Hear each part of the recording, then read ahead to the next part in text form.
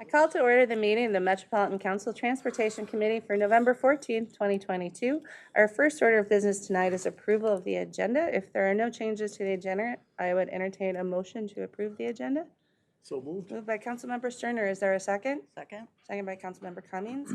Any other discussion? All those in favor say aye. Aye. Opposed, nay, and the motion carries.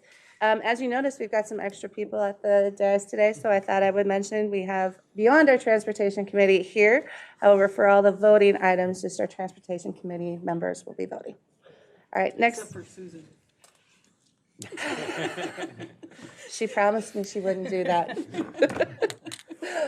All right, the next order of business is we actually have two sets of minutes. As you recall, we had two meetings called, one for our tour and one for our actual meeting on October 24th. So first, I'd entertain a motion to approve the October 24th, 2022 Special Transportation Committee meeting minutes. So moved. Moved by Councilmember Cummings. Is there a second? Second. Second by Councilmember Pacheco. Is there any other discussion? All those in favor say aye.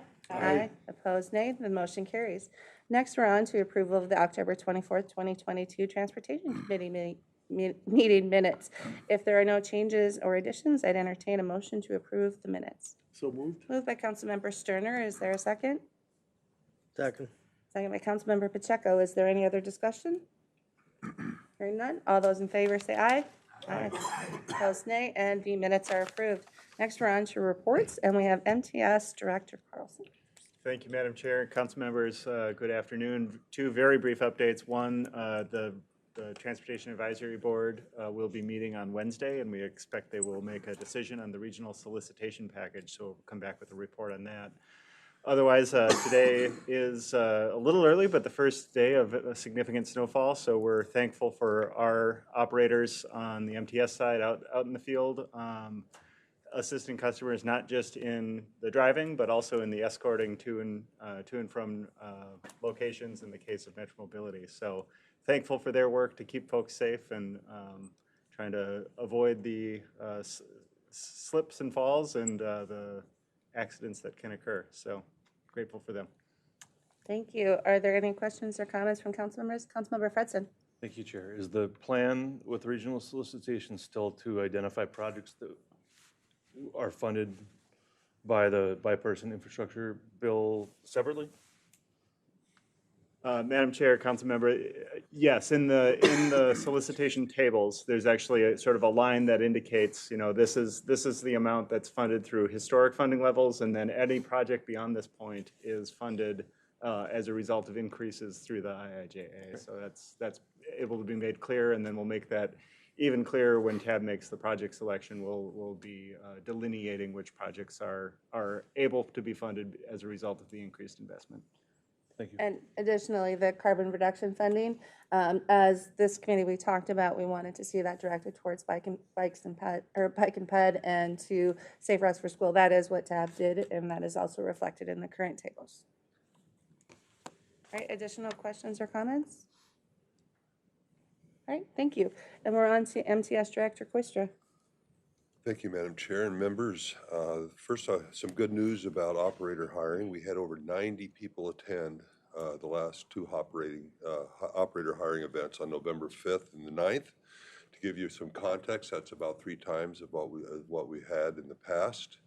Of those, 28 had CDLs already, and they're moving right into the background review. And 60 prospective operators will need to get their commercial permits, and we are about to launch a training program to help them do that. So this is really good news. Hiring is critical. We remain over 300 operators below budgeted levels, and we're also, of course, even below current service levels by about 70, and are looking at additional service reductions for the December pick that we've already discussed with you.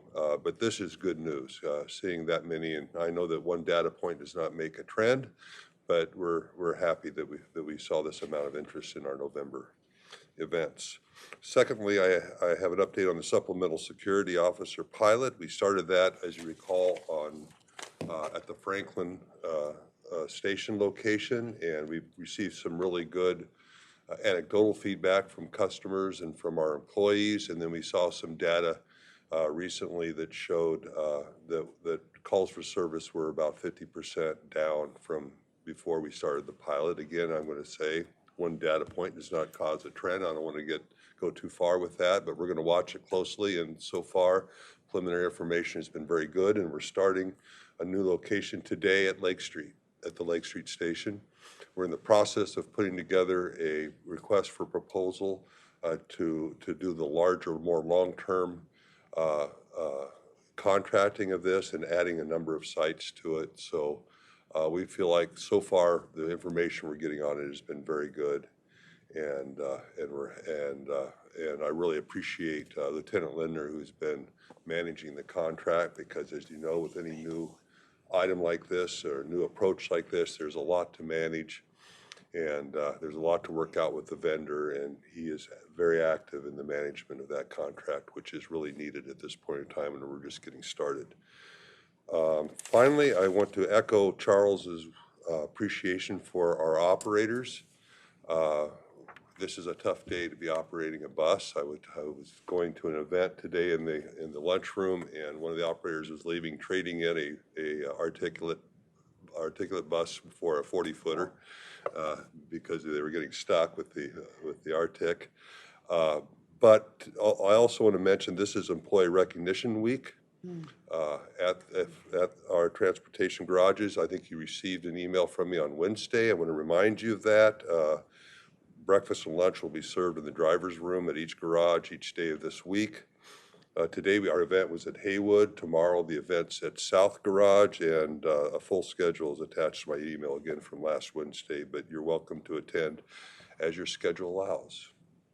So that is all. Thank you, General Manager. And just to comment on the events at the garages, we're also honoring the retirees from the last 2 years, who we couldn't obviously have some of those ceremonies over the last couple of years. So today sounds like it was quite well attended because of that. And so if you get a chance to get out there, I think the operators would really appreciate it. So any questions or comments from council members? Councilmember Cummings. Thank you, Madam Chair. I know that you have come up with a number of incentives for attracting additional operators, and I think that's excellent. Money certainly is a great motivator oftentimes, but I'm wondering in general what you're finding. Are people giving you feedback why this is such a healthy class over the last, or applications over the last couple of months? And also I applaud you and staff for finding more and creative ways to entice people to become operators. Madam Chair, and thank you, Councilmember Cummings. I asked that question when we got the numbers in, and they really thought money had a big play in it. That the fact that we offer a much better salary, competitive salary, it gets them in the door. I think when they get in the door, they see a benefit package that's second to none, and we think that, but we don't know that yet. So but that was the feedback I received from my staff. They felt that the increase in wages that was approved by this council was really important to getting more people in the door. Thank you. Additional questions or comments? All right, thank you. Now we're on, our next report is actually our TAAC Advisory Committee. David Finley, unfortunately, he couldn't join us tonight. He's a little under the weather. So all of the committee members will be receiving his report in your email. Then we're on to our consent business. So tonight we have 7 items on consent. All are tip amendments.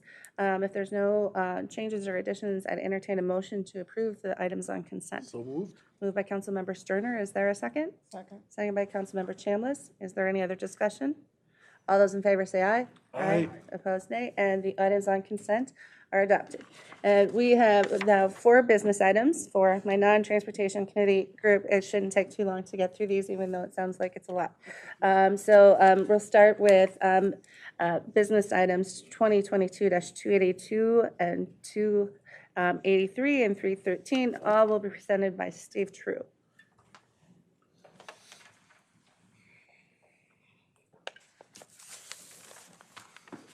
Chair and committee members, my name is Steve True. I'm the Senior Manager of Finance at Metro Transit.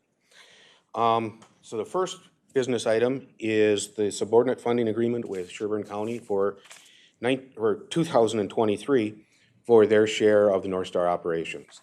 Several months ago, Mr. Petrie had come before you to get approval to apply for a grant with that county. That grant has been applied for and reviewed with county staff. It is now ready to move forward to an operating amendment with your approval. The same wording is going to the county staff the first week in December. So all we're asking for is your approval that we can enter into a grant agreement. Thank you. So the proposed action is that the Metropolitan Council authorize the regional administrator to negotiate and execute a subordinate funding agreement with Sherburne County Regional Railroad Authority for subsidy funding of the North Star Commuter Rail 2023 operations. And I'd entertain a motion to approve that business. So moved. Moved by Councilmember Sterner. Is there a second? That's Sterner, this is Oh. second for me. Sorry, there's too many of you tonight. Moved by Councilmember Zarin, seconded by Councilmember Sterner. Is there any other discussion? All those in favor say aye. Aye. Opposed, nay, and the motion carries. What you do? On to the next one. The second one is basically the same thing with the operating agreements for the base share for Hennepin, Ramsey, and Anoka counties for Blue Line, Green Line, and North Star Commuter Rail. Several months ago, Ed had also come before you to ask to move into a grant agreement. Those grant agreements have been reviewed with the county staff, and the county staff is forwarding them to their appropriate committees so that they can also approve that. So the request here is, again, to authorize a regional administrator to execute operating grant agreements for 2023 with Anoka, Hennepin, and Ramsey counties. Thank you. Any questions or comments? Councilmember Cummings. Thank you, Madam Chair. Maybe I'm confused on this, but I thought that the agreements were that the counties paid 50%, and this is up to, and it looks like these funds then would be lower than the 50%, am I? These grants it's lower than 50% because there's federal revenues in there. But they will be paying the same share as we do, same share as the council. General Manager Koistra. Yeah, Madam Chair, the counties are not paying, I think, 50% on, they are for North Star in this proposal. They would not be for Blue Line and Green Line. I believe, I can't remember which is which, but for one, it was 43%, I believe, for Blue Line and 46% for Green Line. The counties had requested, we had requested the counties to fund additional money based upon the inflation that we're experiencing now, the increases in fuel and the inflation on parts and repairs and so forth, and they were not agreeable to that. So what we've done is lowered the amount of county funding to fit to the amounts that are in this, and that has to be replaced by federal funds. That's what the proposal is doing at this time. We had asked for a reopener of the MOFA, the Master Operating Funding Agreement. Both Anoka did not send a letter, but Ramsey and Hennepin sent letters to us saying they were not willing to do that. So that puts us in the place that we're in right now. Councilmember Cummings. Thank you. So does that mean that the federal government will pay the difference, or we are asking for them to pay the difference? Madam Chair and Councilmember Cummings, we are paying the difference because we are using COVID relief funds to pay the difference. Thank you. All right, additional questions or comments? All right. Seeing none, I entertain a motion to approve business item 2022-283. So moved. Moved by Councilmember Cummings. Is there a second? Second. Second by Councilmember Gonzalez. Is there any other discussion? All right. All those in favor say aye. Aye. Opposed, nay, and the motion carries. The next one is 2022-313. This is the third agreement here. This is for the Orange Line operations, and what we're requesting is that the regional administrator be allowed to apply for an operating grant agreement. We are right now in negotiations for an operating grant agreement for Orange Line with Hennepin and Dakota County for both 2022 and 2023. They will be getting the same request, again, just like the others, but this is preliminary. It is to apply for the grant first, not to enter into the agreement. Thank you. So the business item is that the Metropolitan Council authorize the regional administrator to apply for operating grant agreements and negotiate and execute final operating grant agreements for calendar years 2022 and 2023 from the funding transitway counties of Hennepin and Dakota counties for the Metro Orange Line. Are there any questions or comments from council members? I'd make a motion to approve that item. Very good. Moved by Councilmember Sterner. Is there a second? Second by Gonzalez. Seconded by Councilmember Gonzalez. Is there any other discussion? Seeing none, all those in favor say aye. Aye. Opposed, nay. The motion carries. Thank you. Next, we have business item 2022-305. It's a MetroPass agreement between Metropolitan Council and the State of Minnesota Department of Administration, and we have Dustin Christini here to present. Thank you, Madam Chair, members of the committee. I'm here with business item 2022-305, which is the MetroPass agreement between the Metropolitan Council and the State Department of Administration. Today, we're asking that the Metropolitan Council authorize the regional administrator to enter into a new 5-year MetroPass agreement with the Department of Administration starting December 1, 2020 through November 30th, 2027. Just a little background on this: Metro Transit partners with organizations like the Department of Administration to provide unlimited ride passes to their eligible employees on a pre-tax basis. In 2022, we saw them have an average of about 280 riders per month, and thus far have delivered over 12,000 rides this year. So with the new agreement, we anticipate the participation levels to continue with that. We estimate the revenues for this program to be about $1.3 million for the 5-year term of this agreement. So per the council policy FM 15-1, which requires council approval for all income agreements above $500,000, we're asking that the council authorize the regional administrator to enter into this agreement with the Department of Administration. And with that, I'll take any questions. Yeah, Gentleman Quaistray. Madam Chair, I'll just add that we have many of these agreements. I don't know what the exact number is. Madam Chair, we're at about 360 MetroPass customers And you right now. rarely see them because they don't usually exceed a threshold that would come to this council. I just wanted the council to be aware how much participation we have in this program. Very good.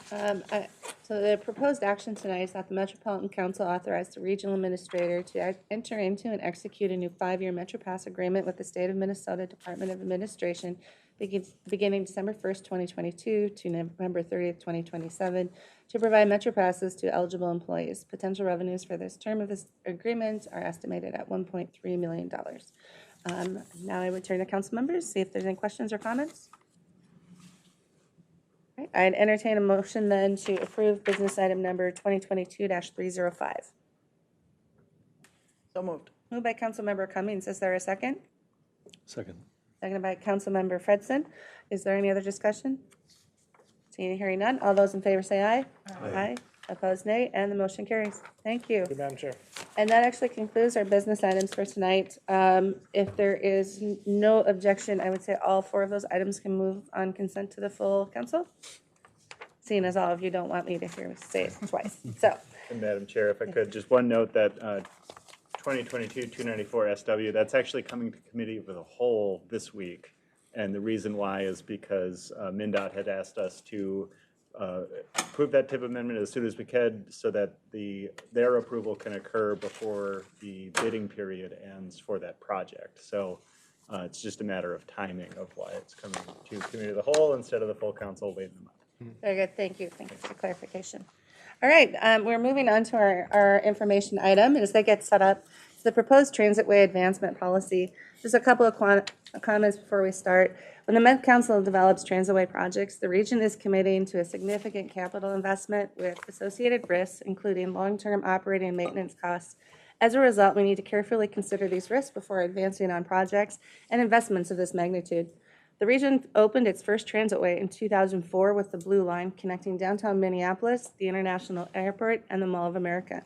Since then, and with subsequent openings of other transitways like the Green Line, the A Line, Orange, and Red Lines, we have real-world experiences and knowledge on what it takes to plan, design, construct, operate, and maintain these world-class facilities.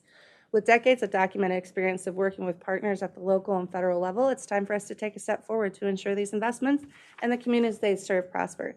It's time to move to the next level of transitway advancement, given the region's experience with light rail transit and bus rapid transit investments. As you recall, reviewing and updating our transway policy was considered a key element of the Transportation Committee's work plan this year. And I really appreciate some of the additional council members joining us because, we've been talking amongst our group, our committee with some of this, and this is a good opportunity for the full council to ask some questions. And I would just conclude with, given our role as the Metropolitan Planning Organization and regional transit provider, I'm happy to see this coming forward on our information and discussion tonight. And with that, I'm going to turn it over. We have Nick Thompson and Charles Carlson with us today to discuss the policy, and I look forward to our discussion. Thank you, Madam Chair. Good evening, council members. We'll be happy to run through this presentation and certainly looking forward to the conversation as well as we get the slides working. There we go. So tonight we'll review a few topics. So first we'll go through the council's decision points when transitway projects are moving through project planning and then through implementation phases. At what point does the council make decisions on projects? We'll go through that in detail. We'll discuss how risk management is performed at the council and how that could be applied to the project implementation process. And then we'll discuss the proposed policy that's really set out to clarify expectations as projects are advancing through both planning and through implementation. Now you hand the keyboard over. And just a quick note before I think we'd like to try and get through the whole presentation and then have the discussion because it's kind of a lot to take in, I think. But it helps to have the whole thing presented first, if that's okay, gentlemen. I'll turn it back to you now. Yeah, any quick clarifications, Madam Chair, we'd be happy to entertain, but questions and discussion may be best served at the end. So transitways are a really critical regional resource. These are a major focus of the council's mission, as the chair pointed out. They provide high capacity and frequent and all-day transit service. So the kind of transit you can build your life around that can work not just for your work commute, but for any number of types of trips across the day in a frequent, reliable, and fast way. Connecting people and places, advancing economic prosperity for the region, and reaching the region as we see in the extent of the Plan 2030 network. Implementing transitways advances the council's mission as the regional planning agency, as the MPO, and as the transit operator. So they're really a significant intersection of not just partnerships with partners in executing these projects, but really at the intersection of our work with local communities, with regional planning, with transportation, and also with cities. So stations around these transitway lines really are the premier opportunity for cities to plan either increased density connection to the transit system, and it also then in turn shapes the council's investment. So through our community development division, a number of different grant programs that go into investment around transit station areas. So these areas are critical for not just the success of the transit system, but really the council's endeavors in regional planning.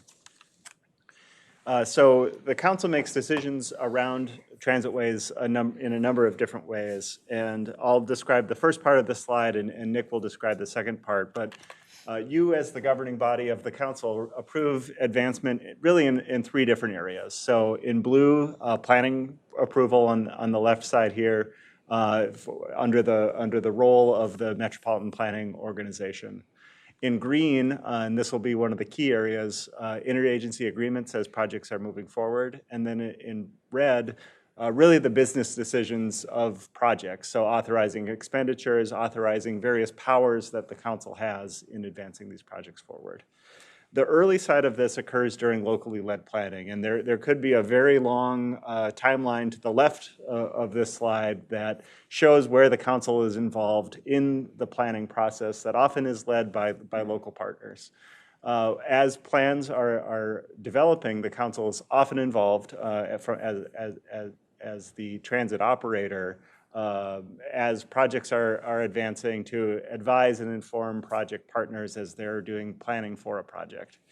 Ultimately, then the project comes before the council for a decision, and the first decision is whether to adopt the project into the region's transportation plan, the 2040 TPP. So that would occur, and then the project would advance forward with implementation from there.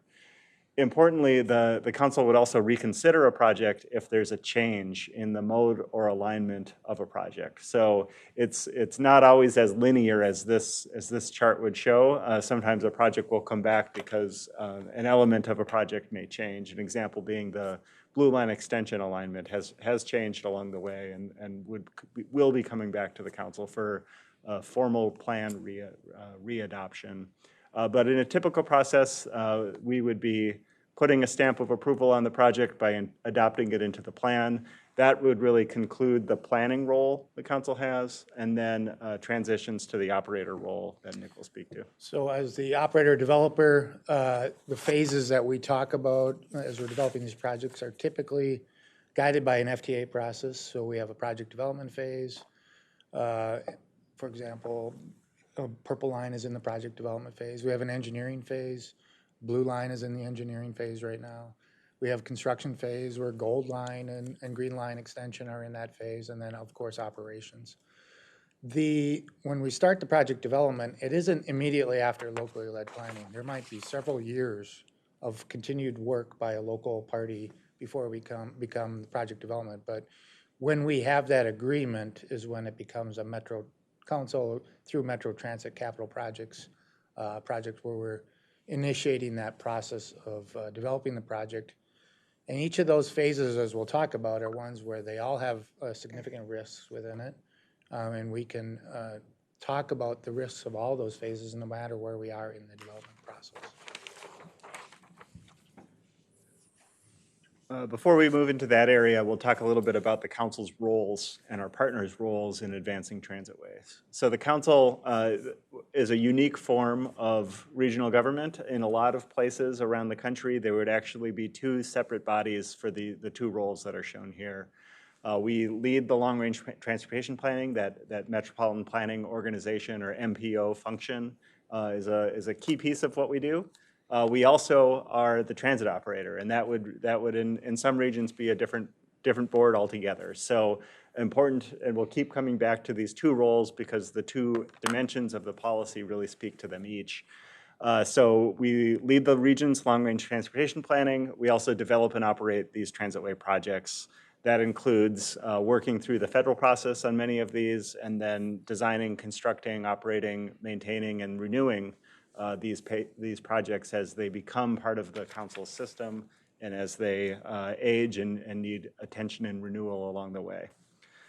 The other thing that is fairly unique with our region is the role that counties have in advancing projects' local planning. This also likely would be done more likely by the transit operator in other regions. In our region, there's a greater role for the counties. And the counties have had a significant effort, a significant role in advancing projects that we have. Our system looks the way it does in part because of the county's efforts in leading early planning, evaluating projects, selecting the locally preferred alternative that's then brought forward to the council in these projects. Counties more recently have also undertaken significant environmental evaluation work before projects have transitioned to the council. So projects often are coming with a significant amount of design, early design work completed, significant amounts of environmental work completed, again with council involvement at the staff level, advising early on, but really coming to the council at a later transition point with recent projects than has been done in the past. So that transition point has moved later in recent history. Our partners, which often again are typically the counties, have a share of capital investment funding, so a share of the non-federal funds for a project. This can vary. It can be up to 100%. They also have operating funding roles, again up to 100%, but as we heard from the earlier items, it can vary as well.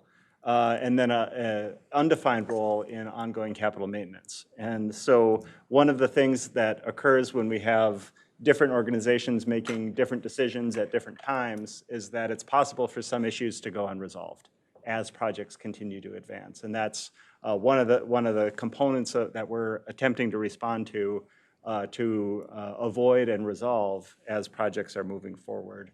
because when project risks or project issues are cropping up, it really takes a lot to work through them, both at the project level and at the system level, as this slide will describe.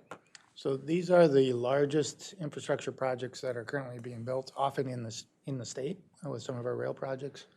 In our region, they're the largest infrastructure projects. They are being built in complex environments.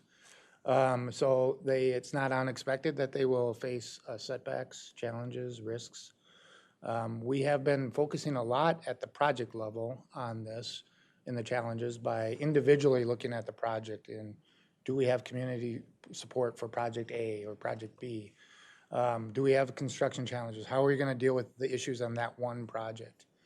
But we have several projects going now. We have 5 projects active in the Capital Investment Grant federal program. We have several ABRT projects outside of the CIG program that are developing. So we are starting to need to look at the system level risks also, and talk about what does it mean if we build all these systems? What are the things that are not unique to an individual project, but if we build all these projects, what are some of the risks we are creating and must address at the project level and system level? We've talked a lot about staffing. We're building transitways that will require several more positions to operate and maintain those. Those are system level risks that are often not necessarily dealt with at the project level. And so we are creating a long-term infrastructure program here that will need to be maintained, that will have significant infrastructure that over time needs to be have major capital maintenance. And so cumulatively, we're building a lot of infrastructure that will come due for major maintenance in the future. And those are the operations and system level risks that we want to start dealing with also through this policy. So coming back to the council's decision points in being mindful of those risks, the policy challenge that we lay out here is that when any individual project has an individual decision around its next phase, it can feel very like individually incremental. But when all of them are advancing together, even within one project, it becomes cumulatively very significant. So these risks are easy to defer in the context of a single project or a single phase or a single decision. But all of them can carry these risks and these issues forward. And so when there's an interest to avoid a delay of a project, to think, oh, we can figure that out in the next phase. We have several years before this opens. We can hire several hundred people. You know, that's where it becomes cumulatively significant when we work through these projects. And so what has occurred in the past is that important risks, important issues have been deferred as projects continue to develop, but then they ultimately have challenges to reach resolution. And that's what we're seeking to respond to, both with recent practices, but also in the proposed policy. So, you know, we've recognized this issue, and council has recognized this issue through questions and decisions that have been made, and we've been trying to build this at the project level in the most recent projects, setting clear expectations in the planning process about what we need before the council takes over a project, for example. We have been doing that with our local partners. We've been adding a much more robust risk process earlier in the planning process, and FTA has also. They are requiring the risk process be managed and reported on almost a monthly process with this at the staff level, but we want to bring that up to what we're bringing to the council when we're asking for action also. We've been trying to work through the ownership issues, operating issues, capital maintenance issues much earlier in the process. For example, and Gold Line was probably our most recent example, where we really brought those agreements forward with our partners, trying to resolve them before we start construction, and that, you know, making some progress there. But we want to, this proposal tonight and talk about brings more consistency to that across all projects. We've been going through what we've learned on the previous project process. Now we're trying to formalize it across all the projects, existing and future. You know, but also, you know, we're not expecting that every risk you identify, you resolve. It's more about when you need to resolve it.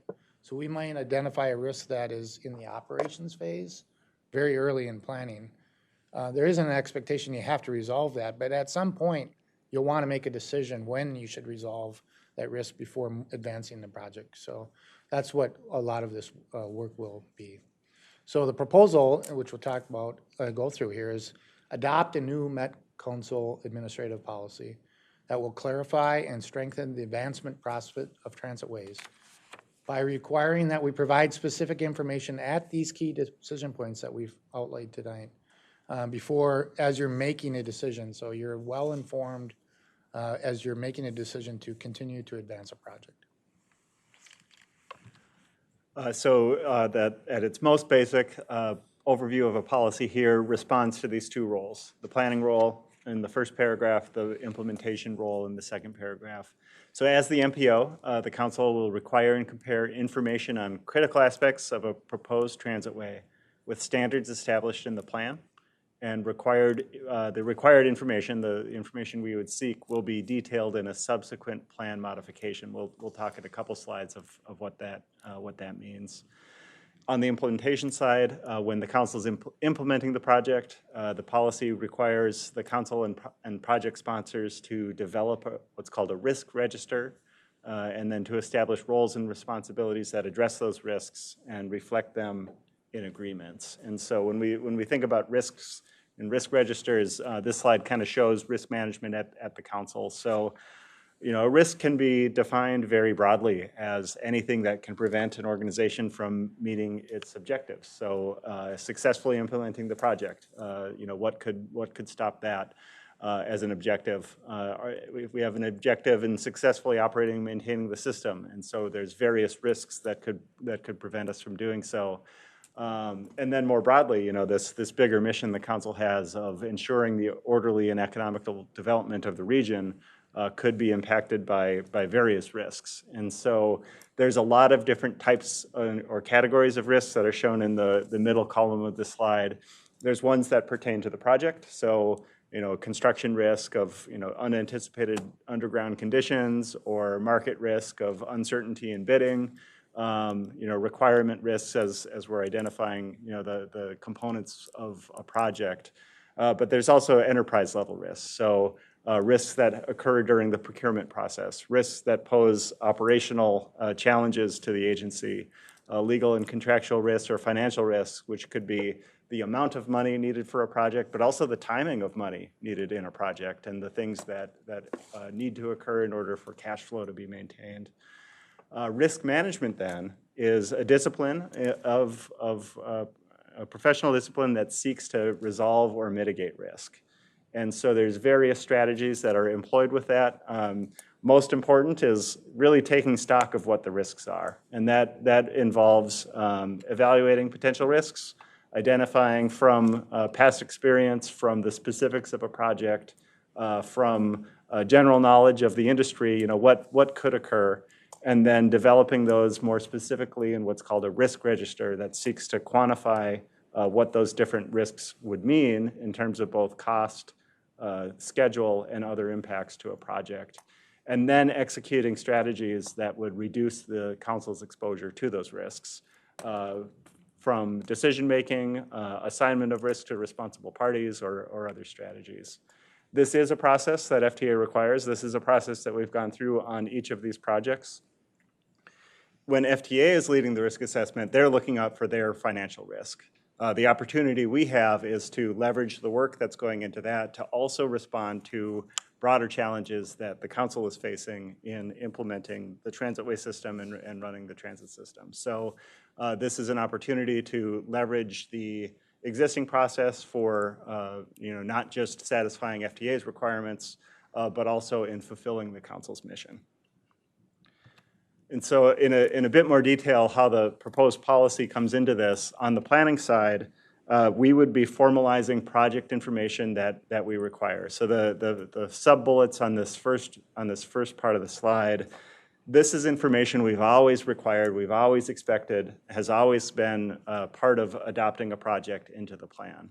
So demonstrating local support for the project, the capital costs and revenues that are expected, the operating costs and revenues that are expected, and what those are used are to demonstrate regional fiscal constraint.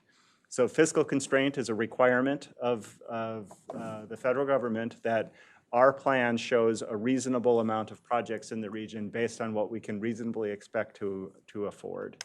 What we found is that we've had challenges in the long-term life cycle of some of these projects where we're having struggles maintaining that fiscal constraint into the future in how we will do capital maintenance of these projects. And so when we're planning new projects, the planning side of this would require some new information about expected life cycle costs for projects. Metro Transit will assist project sponsors in developing some of these things based on Metro Transit's own experience, but we would want to have them even in the planning phase. You know, what are the expected life cycle costs? What are the expected sources of revenue to cover those costs? And then similarly with operating plans, what is the number of operators, technicians, station technicians that would be needed to maintain the system longer term?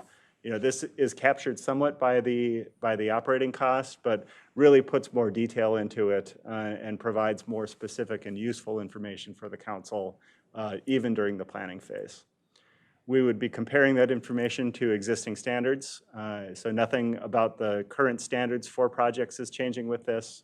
We would be implementing it through a TPP modification. What that means, that's an administrative process that the council can use to change the transportation plan. It doesn't include changing any projects. It doesn't include really revising any significant aspects of the plan other than what's shown on this slide of these are the types of information that we expect from project sponsors when they're proposing a plan amendment to be brought forward. And then once we are the developer operator of the project, we will be the leader of the risk management process, in which we are today. So we facilitate the risk process. We identify risks. What will be a little bit different here is we'll be assigning resolution to those risks, who will resolve it, and then we'll be looking at a longer time frame. Our current risks are really about risks to get to revenue service. That's what's required through the FTA process. We want to think longer term. What are the risks to operate this in the region over the long term? So we'll be extending the time frame of that. How we will implement this is through agreements. We have agreement with our funding partners. Both, you know, our ABRT agreements are different than our dedicated guideway agreements. But ABRT, we are operating on local roads, and so we have funding agreements with either county or cities there that we would implement. Often cost sharing through cost sharing, or guideway agreements. We have various agreements with the counties in our partnership agreements there. So we'll be managing the risks and responsibilities through the agreement process as we have these updated risk registers. And we will be doing it at each phase of the project where we'll be asking for advancement of the project. But we'll look forward of all the future phases too, so that we're understanding not just the risks that we have in project development or engineering, but what risks are coming down the road and when do we need to mitigate those risks throughout the process to have a successful project for the region.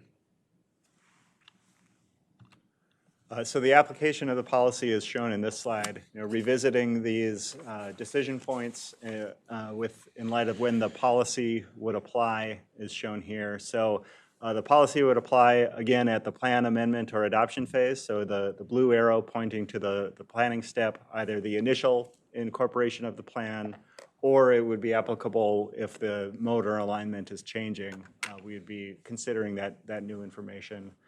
And then, again, as Nick said, at those points of authorizing agreement with funding partners for each project phase, that's when the risk assessments would be occurring and shared. Again, as Nick said, you know, each phase's risk assessment would consider all subsequent phases. So the engineering phase isn't just thinking about engineering risks, it's thinking about operations and maintenance as well, so that informed decisions can be made not just by the council, but also by the project team as project elements are moving forward. There's always a thought of who will maintain it and who will pay for replacement in the future as well. Importantly, council members, we want to share what the proposed policy does not do, because these are not included in the proposed policy that would be coming before you. So on the planning side of this changes no project status in the TPP. So the existing projects remain unchanged in the TPP. It does not change the performance standards. It doesn't set a higher bar or a new threshold for projects. It doesn't change any of our other transportation policies that relate to how we plan for these projects. So instead, those might be considered. Changes may come in the future. Those would happen through ongoing planning, through our 2050 work plan, in collaboration with a lot of other folks. So this administrative policy doesn't set any of that direction. That direction would come from broader regional conversations and ongoing planning work that could happen but is not part of this action.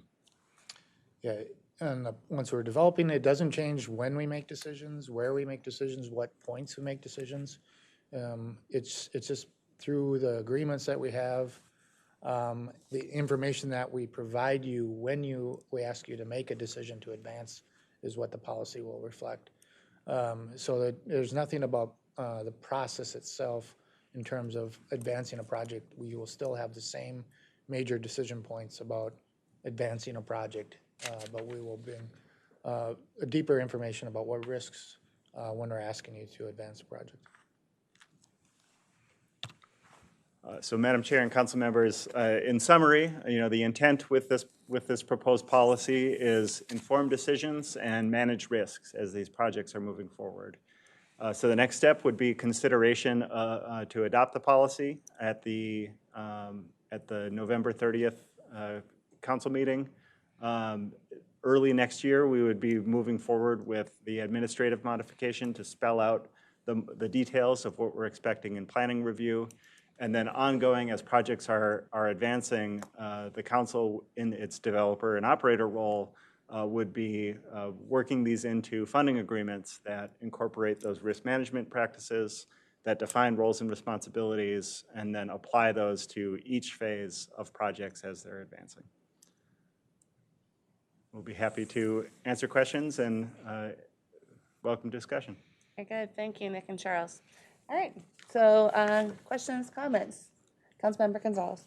Thank you. I was just trying to see where the differences are between our current process and the one under the new policy, because I was looking at slide 6, which my understanding is that's the current process, and then slide 11, which is under the new policy, and they look exactly the same to me. So where is the actual difference in the way we do things? Yeah, Madam Chair, Councilmember Gonzalez, they are the same in each of those slides. This is really showing when the new policy would apply. So a lot of what we're doing is kind of clarifying and indicating when in the council's decision process, which isn't changing, when this new information would be brought in and become part of that decision-making, even though it's not changing any or introducing any new approvals. It's that when the council's making these decisions, we'd be mindful of these broader challenges that could face a project. Madam Chair, we could give an example of F line would be an example that will be coming before the council next year. Prior to this policy, we would have brought forward a request, for example, to approve an engineering contract for multi-million dollars to advance it, and maybe some agreements with the state and Minneapolis and Fridley for some construction agreements. Now with this policy, we will bring forward those agreements, but we will talk to you about this project. If it advances, it will require this many operators to operate it. It will require this long-term costs. It will have these elements of it, these other risks so we'll bring far more information to you as you're making a major decision about whether that project should advance to the next phase. So it doesn't change the fact that we're asking to move to the engineering. It moves what information we're asking to help you make the decision to move that forward, which is very different. Thank you. And if I may, I think if you look at the transportation policy plan and the transitway guidelines, there's a lot of language in there that gives us the room to make this further definition with this particular administrative policy in the TPP and the transitway guidelines. There's a lot of language of that the project must provide a minimum or at least, and we're just providing clear definition of both expectations and requirements so that we have the information to make these decisions and a good knowledge and understanding of the risks and who's responsible for which part. Councilmember Wolf. Thank you, Madam Chair. This is great. This is really important because it's so hard to make these big decisions with things hanging in the air, and it gets really frustrating when you have that we'll figure it out later going on. I noticed in your policy, proposed policy, it references the transitway guidelines. They're not linked here, but what are we going to do about not knowing what the ridership is going to be when those have minimum ridership standards for stations? Madam Chair, Councilmember, that's a great question. That's a great example. We're in this interesting phase with ridership where we are being directed by FTA on what ridership numbers we are required to use. Currently, we're supposed to use pre-COVID ridership forecasts, and we must follow that guidance at the current. But we can also bring into the discussion additional information like what is 2022 ridership? How does that compare? So we can bring, this allows us to bring more information into that discussion, I think. And then we can say, compare it to the guidance, like the guidelines that we have about minimum ridership and those other elements that are outlined in the TPP. We can compare it to that. So I think this will allow us more freedom to talk about some of those risks. And, that would be a great example of a risk, is that on ridership, FTA adjusts their guidance to post-COVID ridership levels. And that could have an impact on the viability of a project because of that. Those are some risks we'd want to talk about with you as you're making a decision. Go to General Manager Quasher first and then back to Councilmember Wolf. Madam Chair, I just wanted to expound on what Nick is saying, and that it applies to what you already see. It applies to federal criteria, but it's not, but the information we provide you is not limited to that federal process. The council could say that's what we want, or the council could say we want that and we want this, this, and this. The federal government may not be asking for COVID, post-COVID adjusted ridership, but the council could ask for post-COVID adjusted ridership. It really allows, it really calls for providing as much information we can possibly provide to the council that they're making informed decisions. Councilmember Wolf. Thank you, Madam Chair. And I think that's a very important part of the process because we're not just chasing federal dollars. So that can't be our only standard of evaluating projects.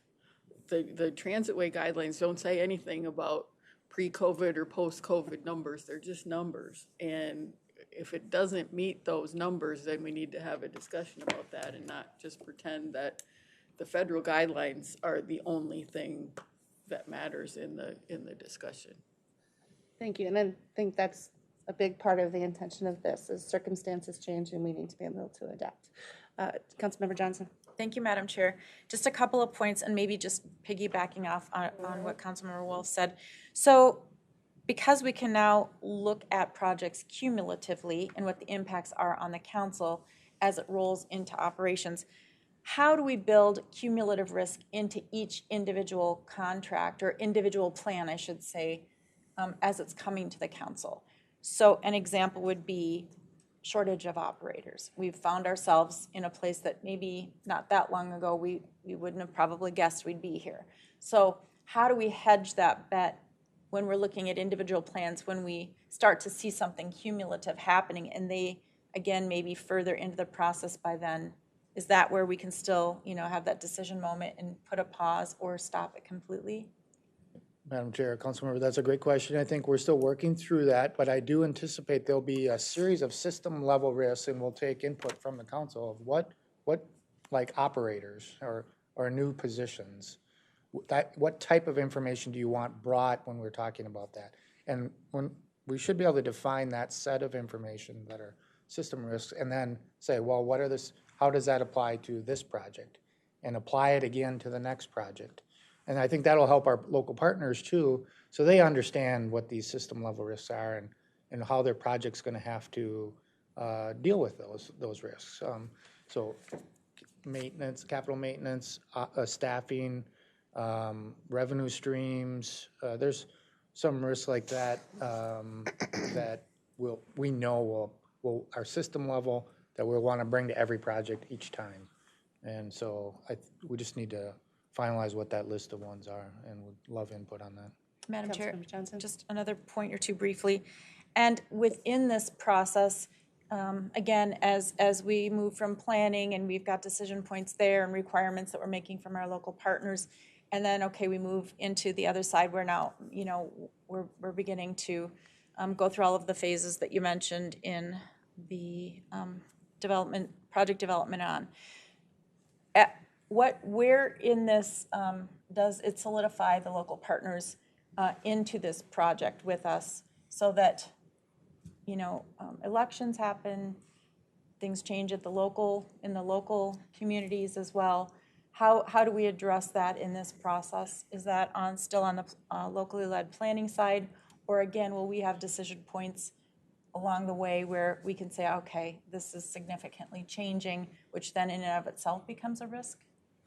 Madam Chair, Councilmember, that's, I think what we would bring to you each time is, you know, we require today local support in the planning phase. That's been a requirement before I can get into the TPP. That will maintain.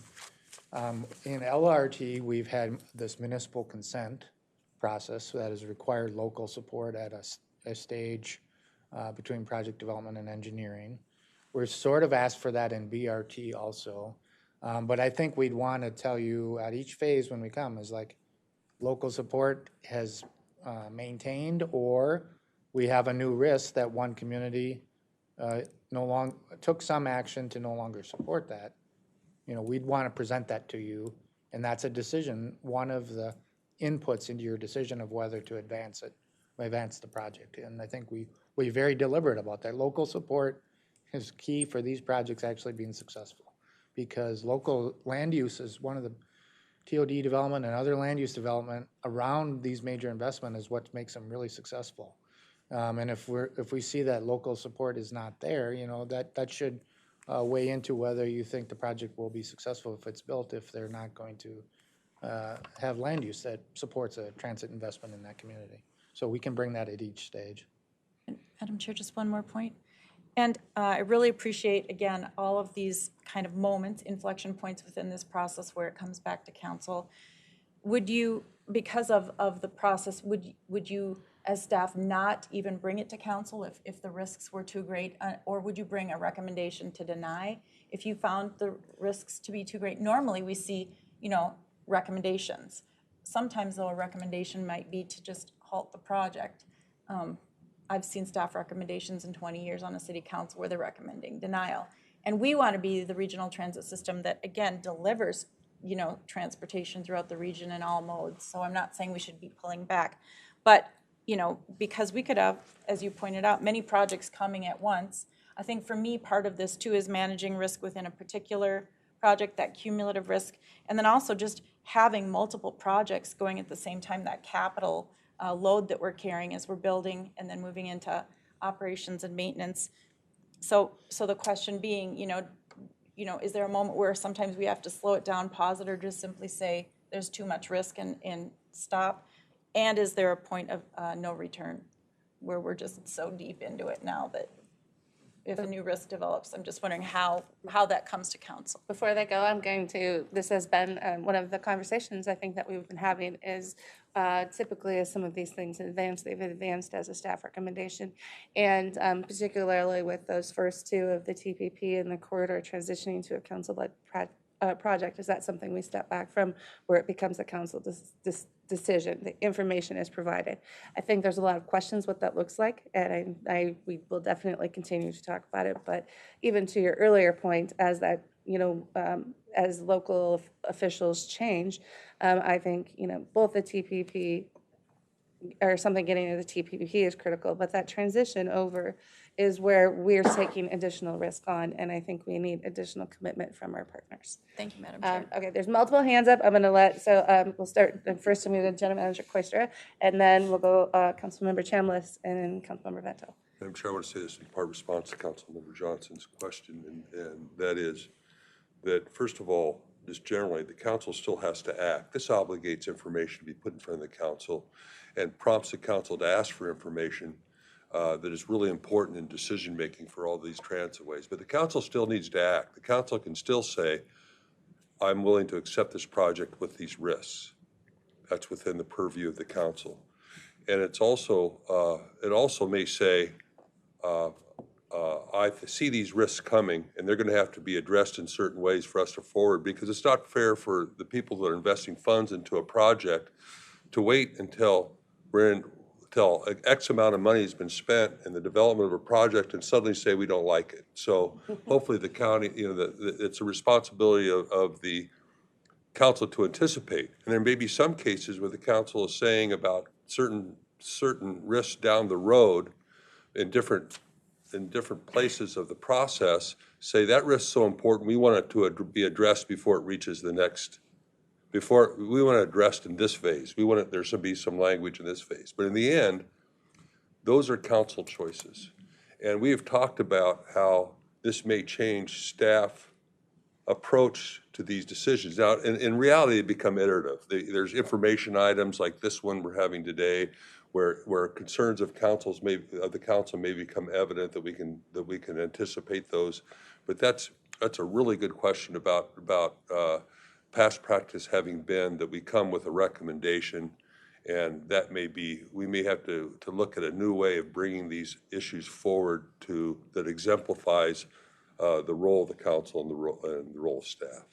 Thank you. And it's I almost align it with the other side of my world where I do medical device product development. And there's several specific design stages, and after each design stage, you do a risk-benefit analysis. And it is the benefits outweigh the risks, or you're comfortable with the risk you're taking on. And that's really what we're working into this. Councilmember Chambliss. Yeah, I'm really enjoying this discussion, and I really like the way you outlined that, Wes. As far as this iterative process, there's a lot of variables that can happen. We can't always anticipate, a major pandemic, but having the evaluation points on cost effectiveness and risk management, risk mitigation, clear throughout the process does help us make better decisions and be a partner who is more accountable, that also has other partners who are more accountable, that have more information, and it brings clarity that I think is really needed. Not so much detail that, okay, we have a risk and then everything stops. What is the risk of stopping everything in terms of lost opportunity cost or money that was spent or invested or whatever? And there are a lot of things that have to be weighed here, but I think this is a good start, this policy, and I think it will strengthen the partnerships that we have, especially if we can do this type of evaluation early on with our partners. So I'm for this. Thank you. Councilmember Vento. Well, thank you, Madam Chair. I first want to thank Wes for your comments. Initially, I was going to get at that, but you covered it, and I don't need to say anything about that. But Councilmember Chambliss's use of the word partnership and the fact that partnerships is such a big part of this policy and the presentation, I think, is what's motivated me the most on this. One of my biggest frustrations coming on the council, both from a transportation standpoint, but in terms of other kinds of work that we do, is that when somebody needs to blame somebody, when someone needs to be taken to the woodshed, blame the Met Council, whether or not we had all the authority or all the responsibility or not. And I think this just kind of levels the playing field and provides everyone, including taxpayers, with transparency as to where the authority begins and ends. I do recall a conversation where I heard a non-Met Council leader say, well, we're handing this off to the Met Council. This is their problem now. No, it's not. And it certainly in that case wasn't. So I really appreciate this, and this meeting, in addition to having an opportunity to be in a meeting here in the Haywood building like this, I think it's just been really important. The last thing I want to say is I have a real concern, and I don't want to jump the gun on what anybody else might want to say about this, but I do have a concern about future work opportunities as this risk works out. And as it relates to employees, whether they're on the project development phase of it, the engineering phase of it, the construction phase of it, or the operations phase of it, to the extent that we can be transparent there as well, I think it'll be very important. Thank you. Thank you. All right, additional questions, comments? Councilmember Cummings, and then Sterner. Thank you, Madam Chair. A couple of thoughts on this. Okay. You know, as has been discussed, thank you for the presentation, by the way. I think it's really helps us to understand what's being proposed, which is the whole intent here. But I think, as we know, these projects take years and years and years and cost millions and sometimes billions of dollars. And what we're building is something that should be a benefit to the entire region for many, many, many years. And so these questions seem, as we're talking about this, seem just, well, of course, we would need to know these things. Of course, it's important to have this all ironed out before we put the shovel in the ground. So I'm glad that we're getting to this. I think there's been lots of conversation about the importance of that. I think that it's important to understand too, if something were to come before the council and the council will decide that the risk was too great, it's not a kill shot. It's let's just see if we can mitigate the risks before we vote to move it on. And I think that's really important. I think the clarity and the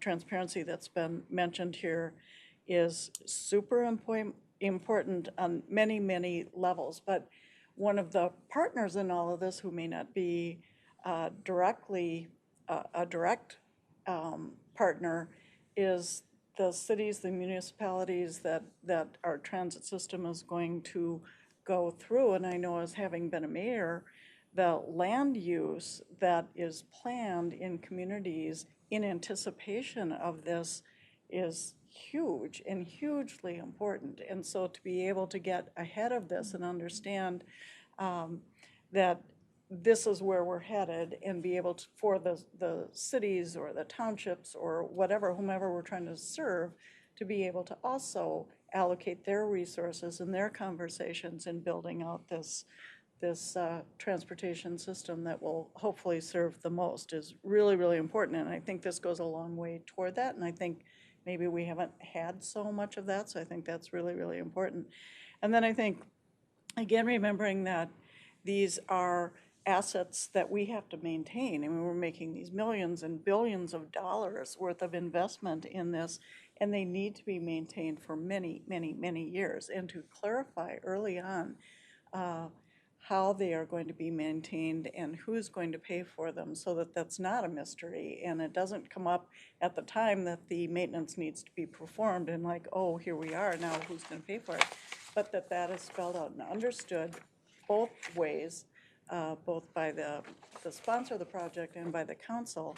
I think that can only help. So as I see this project, it is super important in many, many ways, most of which you've outlined, and then many I think that will come up that can be further sort of clarified as we move through this and you look at modifications and so forth. But I think that this works to the benefit of everyone, including the sponsors, the counties, or whomever it is that's going to bring a project forward, certainly for the Met Council and certainly for everybody else who's going to be impacted by these decisions that we make going forward, that maybe need to have a deeper understanding of what it means and when it means it, and for the council to be able to vote in a manner that where we feel fully informed and fully educated.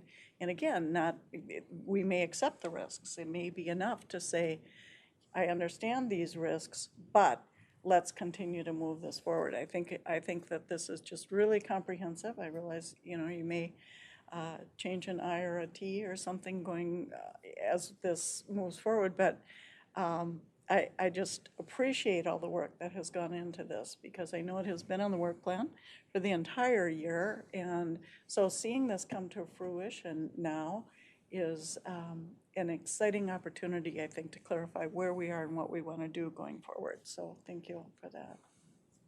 Thank you. And just so you know, I've got Councilmembers Turner, Fredson, Wolf, and Pacheco.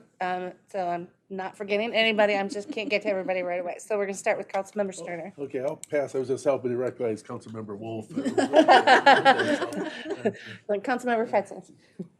Thank you, Chair. So I think it makes sense to clear up where there's lack of clarity. A couple questions is, one, can you speak or can someone speak to the planned or outreach that's already occurred to partners? And then the second piece, and I appreciate that this is a policy that applies across the board and doesn't single out any specific projects. Just one concern I have, so in the light of Southwest, right, I don't know enough about risk management, right, but I don't know how you can forecast, I don't know how anyone could have forecast the challenges that we dealt with on Southwest.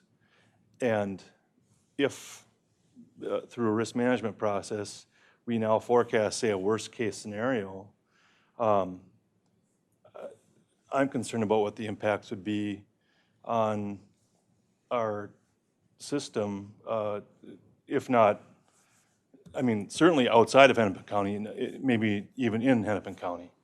And I would not want us to pursue a course of action that would put us in a position where it's basically, look, we can plan the kind of system that we want to plan and we believe that the people of Hennepin County deserve, but then the rest of the counties in the region don't get the transportation system that we believe they deserve. And I say this specifically out of concern for Ramsey County, but for all of us that represent parts of the metro outside of Hennepin. I think that's something that needs to be, we need to be mindful of, and hopefully you can address that as we move forward with the consideration of the policy.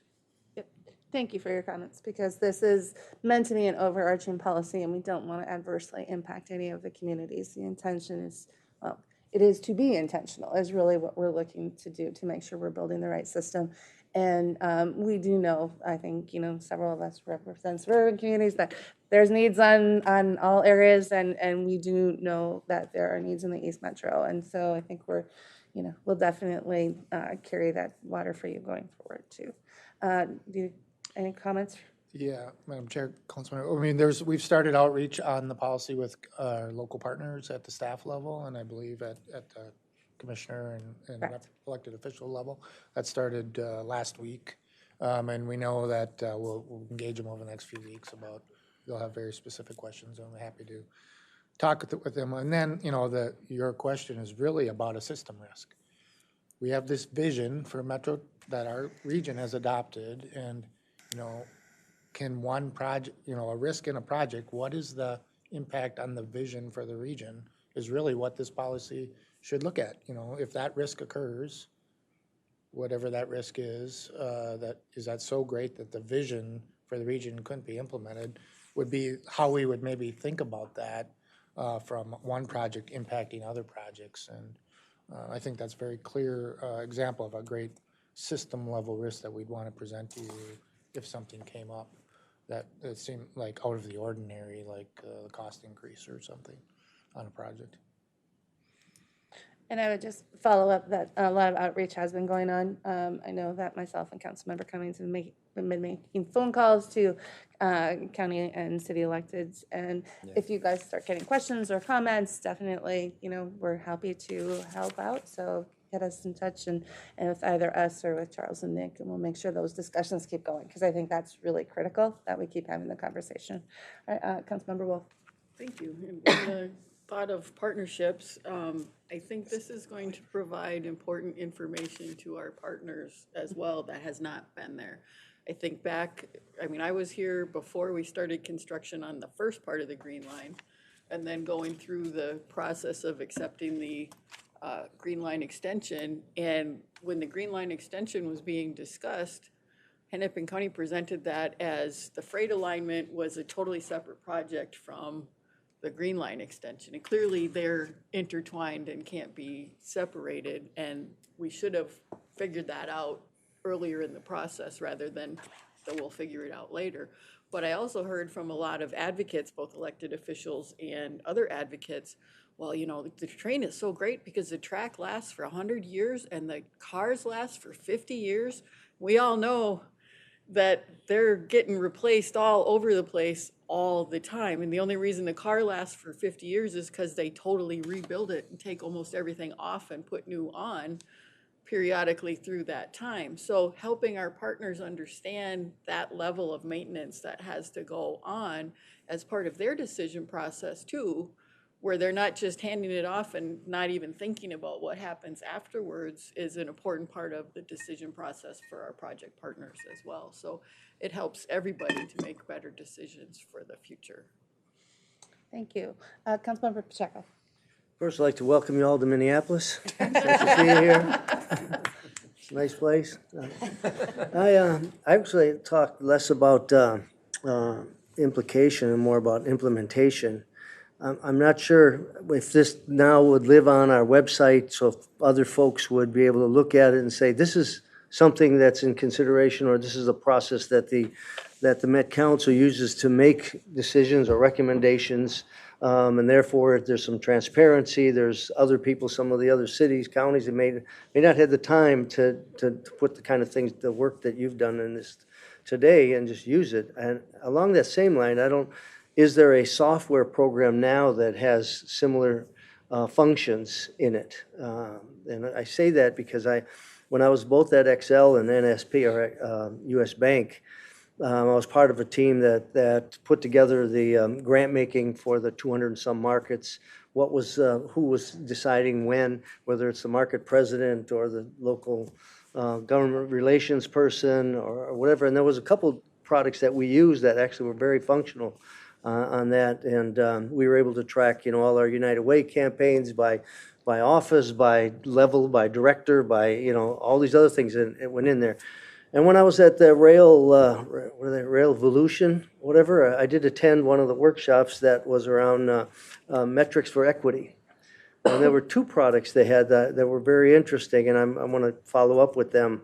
One of it was really creating a quadrant charts around what was important for a community, and whether it was diversity, whether it was, I can't even explain it right now, but I'm gonna have to go back to look at that. And so again, it's more around implementation than implication here. Is there something that we can do to follow us? I've been to a lot of things, I'm sure a lot of you have, where you have a great document and then you blow the dust off of it about a year later and make sure it's still valid.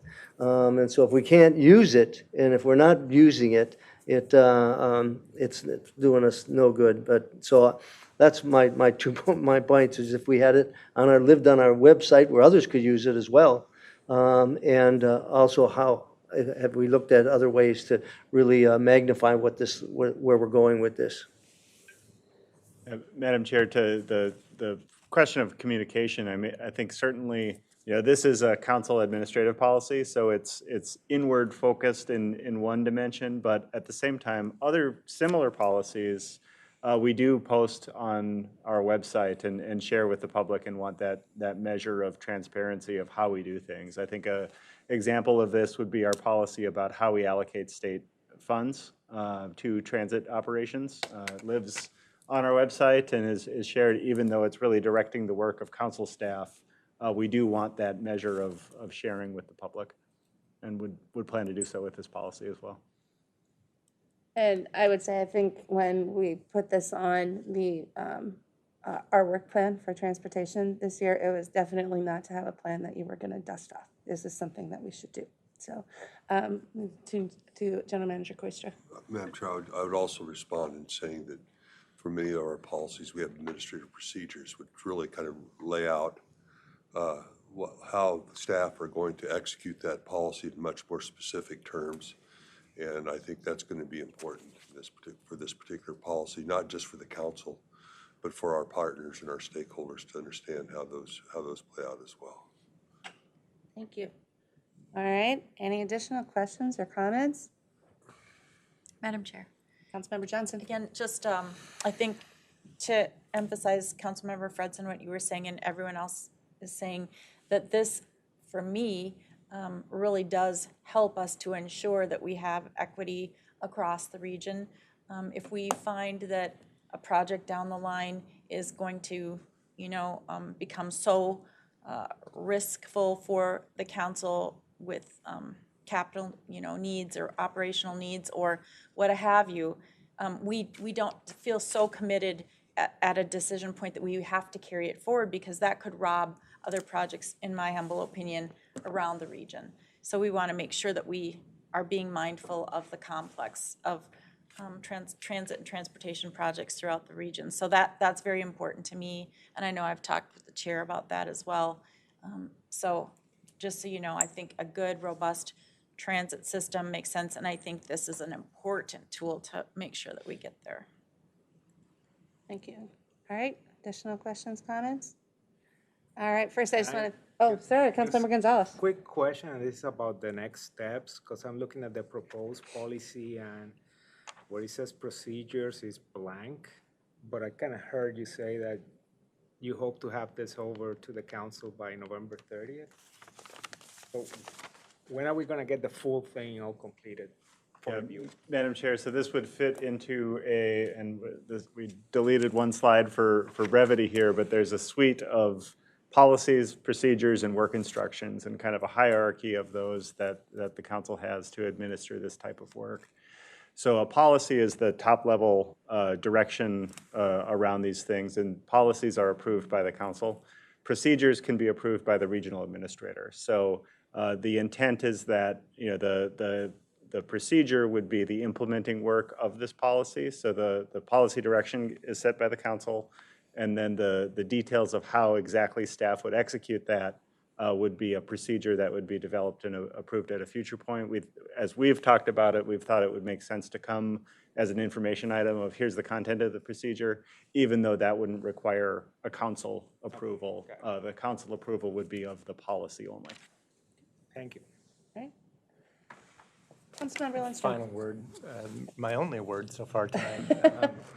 Do you believe, I guess before I ask my question, I'll say it is hard to believe that for 50 years of the Met Council, these policies and procedures have not been formalized in the way that you're bringing forward tonight. And my question is, do you believe, as I believe, that our city partners, our county partners will be grateful at some point, maybe not immediately, but at some point, understanding that the worst time for these issues to bubble up is at the last minute, and that we can then therefore bring forth these risks and concerns and have them modified, addressed way early in the process, and that works out for everybody. Madam Chair, Councilman, I do believe transparency to the projects and what the risks are will make better projects. There'll be harder agreements to reach, I think, because we have to reach we've been moving decisions down the road, the hard ones sometimes, and so they'll be harder, but I think being real clear about what and getting everybody to understand transparently, all our local partners and council, what they're accepting, I think will make better projects. And so I do believe this is going to be a good policy for advancing these projects in the region. I will agree with that. I think that having that clarity going forward is, I think it's a huge asset. I think it's really important to know the expectations. It helps everybody plan better, whether you're the local who wants a particular transit way or us moving something forward. Having that clarity is something that has been missing, and I think we're taking a big step in moving towards this. Any additional comments? Councilmember Lindstrom? And also, it sounds like it's been missing for some projects, but it hasn't been missing in other projects. So like bringing that consistency for each project, that makes a lot of sense to me. Madam Chair, yeah, I think consistency is key. The projects have started to accelerate how many we have, and when the County Transit Improvement Board existed, they had a risk process that they ran, so I think projects during that time had some consistency, but then, they dissolved in 2017. And so we've kind of been trying to keep it going, but at an individual project level, so it hasn't always been consistent, and I think now it will be and transparent, and I think that's good. Very good. And Madam Chair, if I may, to your point, Council Member, I think it feels overdue in a way, in terms of you think about 50 years at the council, but it's also informed by 20 years coming up on 20 years of being a rail agency. And that's new. That's new, and the risks that come along with that are now informing project development for the first time. It's 20 years into a major expansion, where the risks of some of that expansion are coming into fruition for the first time in terms of the workforce required, at a moment when workforce is a significant risk. So I think it feels like a good government practice that should have been in place a long time ago. I think the wisdom of the need for such a policy is now the perfect time to put in place. Councilmember Lindstrom? And the federal government, they've been around for 200 plus years, right? And they're now getting, as you said, they're bringing additional risk measures. So there you have it. Madam Chair. Councilmember Johnson? And again, I just live in the world of managing expectations. Anybody who served in government probably knows that. And I think this goes a long way in managing our partners' expectations. If you don't manage expectations, you will surely come to a crossroads that is not desirable. So I think getting this out on the front end, working with our partners, helps to know at what inflection points, even before we are seeing risk, where they can start to identify risk on their end. So I think this is going to go, again, a long way to help us get a system that works for everybody and via a process that is very transparent and I think accomplishes a lot. As a council member in the last 4 years, I've really enjoyed moving our transportation projects forward, but they come in bits and pieces, amendments here and there. I think this will help council members to see the bigger picture in tranches so that, we're not like, gosh, we got to keep moving this thing along. We'll have more information, to your point. And I appreciate involving the council in those decision-making points. I think that's super important. It's the difference of looking at it incrementally versus cumulatively. All right, additional? All right. First of all, I want to thank Nick and Charles. Their groups have done a lot of work. Both of them have done a ton of work on this. I could not appreciate them more for what they've been doing with this. I also want to thank all of you for the good discussion today, especially those of you who are not on Transportation Committee. We really appreciate you coming along. Understand that this policy will not only help us, but the region to continue to build and maintain regional transitways that serve our communities, residents, and businesses. I think Charles said it well when he talked about one of the things that we have different roles here of being both the planner and operator. And it's one of the things that our peer regions look at us and go, wow, that's great. But it's only good if you do it well. And I think this is a step towards us doing it well because it allows us to make really informed decisions and puts all the risk before the council before we make the decisions on how transitways advance.